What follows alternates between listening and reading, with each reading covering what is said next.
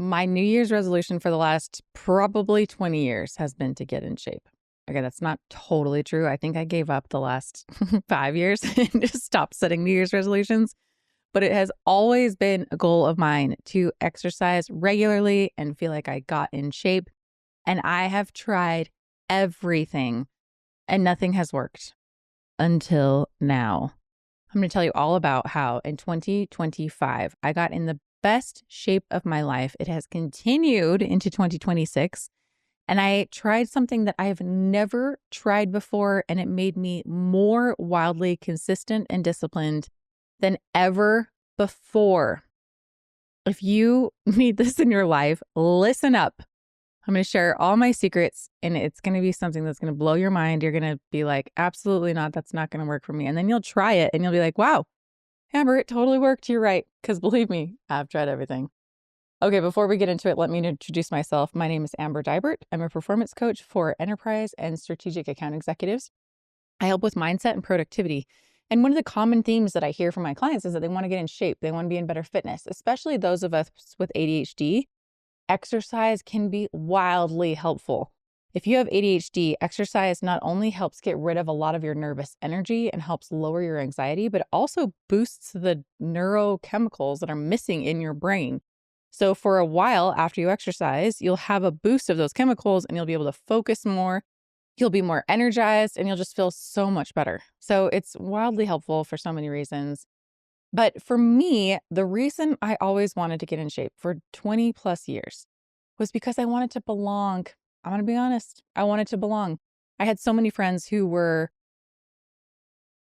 cyclists and marathoners and triathletes and skiers and swimmers and you name it. They did all sorts of outside of activities. And I was like, oh, I want to be like you guys. I want to be cool. I want to be hip. And so I started running half marathons. I did triathlons. I went bike riding and I was never fast. I wasn't particularly slow, but there were always people that were faster than me and I'm very competitive and I wanted to win. And so I was like, I need to get in better shape. I need to be more fit. I'm socialized as a female. And so I believe that my body has to look a certain way for me to be welcome in this world. And there's a lot of body image issues that I've had to pick apart. But there was a big piece of it of like, I feel like I'll belong. I'll feel like I'm worthwhile. I'll feel like people like me if I'm in shape. So it's always been a goal of mine to be in shape, to feel fit, to feel fast, to feel like I can keep up with people, to feel like I belong. And so I've set so many different resolutions. I've set so many goals. I've made so many plans. And I'm going to be honest, like I have definitely achieved a lot of things that I would like to achieve. Like I've run marathons, not marathons, half marathons. I've run half marathons. I did a bunch of triathlons. I've done 100-mile bike rides. I do a lot of mountain biking. I'm getting into skiing. Like if people look at me, they'd be like, oh yeah, you're like pretty fit. You're pretty active. But it was never quite to the standard that I wanted until now. It's wild. So the tactics and techniques I would try before was I would make a plan. I'd get the couch to 5K plan or the couch to half marathon plan. I'd get some kind of plan. I'd get super hyped up about it. It's so fun creating a plan and deciding how you're going to do it and what it's going to look like. I'd research all this stuff and then I'd make a plan. I'd open my Google spreadsheets or my Google Doc and I'd make the whole entire plan and decide how I was going to do it. And then my strategy was just rigidity. If you listen to any guru out there, they're going to tell you that you have to be consistent and consistency is a way to do it. And so I would hype myself up and I would get super pumped about this and decide like, this is it. This is the time. I'm going to do it. I've never been able to do it before, but this is the time. I'm going to finally do it. And inevitably I would let myself down. I'd fall off the bandwagon and I'd be like, see, you're exactly who you thought you were, Amber. What makes you think that you can be anything other than what you are? You're a failure. You suck at this. You're never going to be good at this. You're never going to be somebody who's consistent. You're never going to be somebody who can actually do this. You're not like those other people. You're lazy. There's definitely something wrong with you. What's so tricky about ADHD is that ADHD is not a problem with intellect. People with ADHD have a lot of intellect. We have tons of knowledge. It's not that we don't know what to do. It's more so that we can't get ourselves to do it. We know exactly what we should be doing. We know exactly what it should look like, but we can't quite get ourselves to do it. So in 2026, I was working on taking a completely different approach. The year before, I'd gotten diagnosed with ADHD, and it was like my whole life finally made sense. And I started to finally understand who I was. The problem is, I had gained a lot of success from basically hustling and grinding. I'd gained so much success from forcing myself, coercing myself, and motivating myself with fear. The only way that I knew how to get myself to do things was fear and deadlines. And so I literally would sign up for races, triathlons, half marathons, because if I knew that I had to do the race on that date, then I knew that the fear would motivate me to do the exercises leading up to that. And otherwise, I couldn't rely on myself. I couldn't rely on myself to do what I needed to do. So that was how I knew how to do things. And that was what had kind of worked until a point where I completely burned out. My body shut down. My gut completely collapsed. It was no longer absorbing nutrients. I had no energy. I couldn't even go for a walk. I thought my life was over because I've always been a relatively active person, even if I wasn't in the kind of shape that I wanted to be in. And I couldn't exercise anymore. I was at complete collapse. Even if I got up and washed the dishes, loaded the dishwasher, I'd have to go sleep for 5 hours to recover from the energy that I exerted. I mean, it was ridiculous and obscene. And thank heavens I moved past that. I found some providers who really helped me to heal my gut, helped me to start absorbing nutrients again. And slowly and surely I rebuilt myself. But I really think that a big piece of it was that I burnt myself out. I was operating in a way that wasn't sustainable, in forcing myself, coercing myself, muscling my way through, and motivating myself with fear, because cortisol and adrenaline were very motivating when I didn't have dopamine to push me forward. So fast forward to 2026. And by this point, I've been working with my therapist for a while, and my therapist was like, what if you didn't motivate yourself with fear? What if you didn't stress yourself out every time you had to do something? And I was like, I don't even understand what you're saying. Intellectually and logically, I hear the words coming out of your mouth, but emotionally, this is not resonating with me whatsoever. I have no idea what you're saying. Are there options to motivate yourself without fear and without completely stressing yourself out and without forcing yourself? That doesn't even make sense at all. Working with my therapist, what I found was the answer is acceptance, which is so frustrating to me. It makes sense. I get it, but I also don't get it. The number of times that my therapist said, you just need to accept yourself. I was like, I hear what you're saying and I don't understand it whatsoever. And so I was like, okay, let's just think about this. Let's just noodle on what would this look like. The other thing that was suggested to me was more self-compassion rather than beating yourself up and telling yourself that you're not good enough and telling yourself that you've got to fix yourself and you've got to change. What if you just accept yourself and have compassion for yourself? I was just talking with a sales client about this yesterday and suggesting this to my client. And I said, if you're having a visceral reaction and a real strong push of what are you even talking about? I get you. I totally understand where you're coming from because that's where I was. Whenever people would tell me I should have more compassion for myself, I would think, that sounds lovely. I love that idea. What does that even mean? How do I do that? I don't even understand what you're talking about. And also, I have decades of experience that tells me that by not having compassion for myself and by instead treating myself like trash, letting my inner critic run wild and telling myself that I'm not good enough, that's what's gotten me the success that I have. So I have tons of data that works, but I don't have any data that having compassion for yourself and accepting yourself is a way that works. So 2025, I'm trying this out. I decide, let's just experiment. Let's see if we can find ways and test this out. So I started to have more acceptance of myself. And what that meant for me was, and let me back up for just a second. It made sense to me that the reason I didn't have compassion for myself was because I was never taught to have compassion for myself.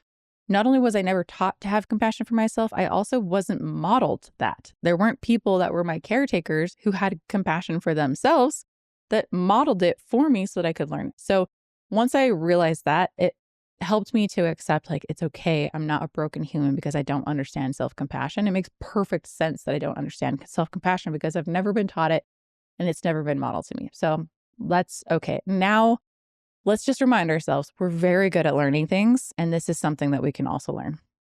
So going back to self-acceptance, what does that look like for me? For me, it was looking at what am I good at and what am I not good at? And where do I thrive and where do I not thrive? And rather than trying to quote unquote fix myself and be something that I'm not and expect myself to be something that I've never been good at or never been before, I instead let myself be who I am. So I was getting back in a regular habit of doing cardio at the gym. So I would swim or bike or run. And I was feeling pretty good about myself of like getting in this regular routine. However, I knew that like as I'm getting older and something that I'm really interested in is I wanted to strength train. But I was terrified to strength train because at my gym, there's kind of like a half wall. It doesn't quite go all the way across the gym, but it separates the weight training side from the cardio side. And I was real comfortable on the cardio side, but also on the weight training side was the yoga room. And so anytime I even had to walk through all the circuit training machines to get to the yoga room, I felt like everybody was staring at me and they knew that I was an imposter and they knew that I didn't belong there. And I was like, how am I ever going to go over there and start using these machines? People will obviously know that I have no idea what I'm doing. I don't know how to set up the machines. I don't know how to use the machines. I don't even know what muscle groups those machines work for. And so I was terrified to go on the other side of the gym. And so knowing myself and accepting myself, I thought, well, you have a few different options. One option would be to go online and research. You're great at research. You're great at learning. You could find probably some online course or some app that will teach you how to do a strength training session. But I know myself. I have a graveyard of courses that I've bought. I have so many courses that I had the best intentions of taking and never have spent the time to take. I just know that I can't expect myself to actually take a course. And I'm actually much better at having somebody hold my hand, hold me accountable, be physically there with me. So my gym has personal trainers and they do complimentary sessions. I met with a personal trainer and I was like, yeah, okay, this feels like a good fit. And I decided to commit to 6 months with a personal trainer. I know myself. I know that I'm intelligent enough to learn and understand how to do this. And I also know that I need accountability. And having somebody else hold my hand, not actually, but take me through the gym, show me how to set up the machines, show me how to do the exercises, show me the right form and the right technique to use. I knew that that was going to be most helpful. And especially having somebody at the gym who was waiting for me to show up at the time that I said I was going to show up. So for 6 months, I trained with a trainer and I got in a regular routine of going to the gym. What was different about it this time, though, was that I was thinking about myself and thinking about what do I need? You can use any kind of analogy. My coach, my business coach, I love how she talks about it. She says, I think about myself in this meat suit. I love that so much of like, what does my meat suit need right now? Maybe my meat suit needs some rest. Maybe it needs some water. Maybe it needs to use the restroom. Maybe it's got this nervous energy that needs to be expelled through exercise. So looking at what my meat suit needs, another funny analogy that I heard about it was imagining yourself that you're like an animal at the zoo in a cage. And like, what new things do you need in your enclosement? What's the word? What do you need in your cage to make you more happy? Do you need more comfort? Do you need more food? Do you need friends? Like, what does this little animal need? And so thinking about myself in that way, before I had been thinking about where the gap was, where I wasn't good enough, where I wasn't measuring up, where I wasn't belong, where I wasn't lovable, where I wasn't worthy. And if I can just get myself to exercise, and maybe I can close that gap, which I think is where a lot of us go to because we, as humans, need belonging. We need to know that we fit in with the tribe and with the group. And if we don't, it literally could mean death. Not now, but back in caveman times where our brains are still stuck, that's what it meant. If you got kicked out of the tribe, then you probably would die because you'd be on your own. So knowing that I previously did this out of hating myself and not liking myself, I was like, what if we do this out of taking care of ourselves? The framing that I like to put on it now is, how can I do a favor for my future self? What would future Amber be so delighted that I did?